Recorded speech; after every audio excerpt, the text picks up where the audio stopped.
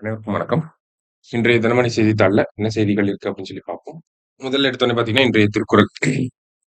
திருக்குறள்ல என்ன பார்க்குறோம்னா, "அஞ்சுவது அஞ்சாமை பேதைமை, அஞ்சுவது அஞ்சல் அறிவார் தொழில்" அப்படின்னு சொல்லி குடுத்திருக்காங்க. "அஞ்சத்தக்கதைக் கண்டு அஞ்சாதிருப்பது அறியாமையாகும்.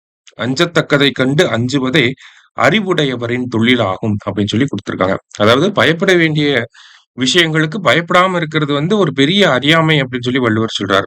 பயப்பட வேண்டிய விஷயங்களுக்கு கண்டிப்பா பயப்படணும் அப்படிங்கிறத இந்த இடத்துல நம்ம புரிஞ்சுக்கணும். சரியா? திருக்குறள் எண் 428 அதிகாரம் அறிவுடைமை அப்படிங்கிற அதிகாரத்துல.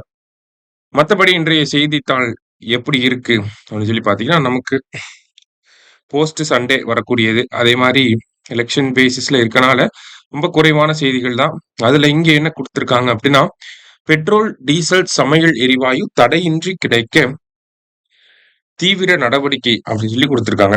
அதாவது பெட்ரோல், டீசல்லாம் தடையின்றி கிடைக்கிறதுக்காக இந்திய அரசாங்கம் என்னெல்லாம் பண்றாங்க? மெஷர்ஸ் டேக்கன் அப்படிங்கிறத mains point of view foreign policy அதுல கூட நம்ம ரிலேட் பண்ணலாம் இத. யூஸ் ஆகும் நமக்கு. பாயிண்ட்ஸ் ஸ்ட்ரக் ஆகுறப்ப இதெல்லாம் நம்ம எழுதுறதுக்கு யூஸ் ஆகும். என்னெல்லாம் பண்ணியிருக்காங்க அப்படின்னா, ஃபர்ஸ்ட் திங் ரஷ்யன் ஆயில நம்ம வாங்க ஆரம்பிச்சிருக்கோம். சரிங்களா? ரஷ்யா கிட்ட இருந்து. பிகாஸ் அமெரிக்கா கன்செஷன் குடுத்திருந்தாங்க. எதுக்காக அப்படின்னா, ரஷ்யன் ஆயில வாங்குறனால நமக்கு என்ன ஆகும்? இன்டர்நேஷனல் லெவல்ல க்ரூட் ஆயில் பிரைஸஸ ஸ்டேபிளா மெயின்டெயின் பண்ண முடியும். அதனால இந்தியா ரஷ்யாவில இருந்து க்ரூட் ஆயில வாங்க ஆரம்பிச்சோம். அடுத்ததா பார்த்தீங்க அப்படின்னா, ஈரான் நமக்கு ஹார்முஸ் ஜலசந்தி வழியாக, அந்த ஹார்முஸ் ஸ்ட்ரைட் வழியாக இந்தியா கொடி ஏந்தியிருக்கக்கூடிய கப்பல்கள அனுமதிக்க ஆரம்பிச்சிருக்காங்க. இதுவுமே ஒரு மேஜர் டிப்ளமேட்டிக் விக்டரி அப்படின்னு சொல்லி சொல்றோம். ஒரே நேரத்துல ரஷ்யா கிட்ட இருந்து ஆயில் வாங்க முடியுது.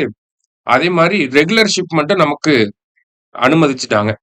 அப்படிங்கிறப்ப நமக்கு என்ன பண்றாங்க? கத்தார், ஓமன்ல இருந்து கேஸ் அதாவது எல்பிஜி அதே மாரி மத்த கச்சா எண்ணெய் வர்த்தகம் எல்லாமே அந்த கப்பல் வழி வர்த்தகம் எல்லாமே நமக்கு தடையின்றி நடக்க ஆரம்பிச்சிருக்கு.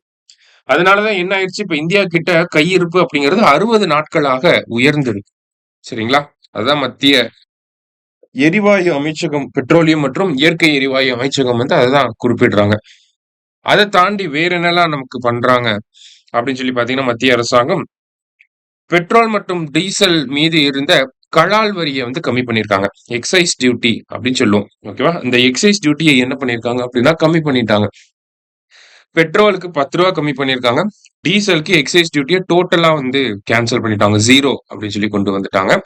இதுல என்ன தெரிஞ்சுக்கணும்னா, எக்ஸைஸ் டியூட்டியை கண்ட்ரோல் பண்றது, அதிகப்படுத்துறது, கம்மிப்படுத்துறது எல்லாம் மத்திய அரசாங்கம் தான் பண்ணுவாங்க அப்படிங்கிறத தெரிஞ்சுக்கணும். சோ இந்த மாதிரி 3 முக்கியமான ஒரு மெஷர்ஸ் எடுத்திருக்காங்க.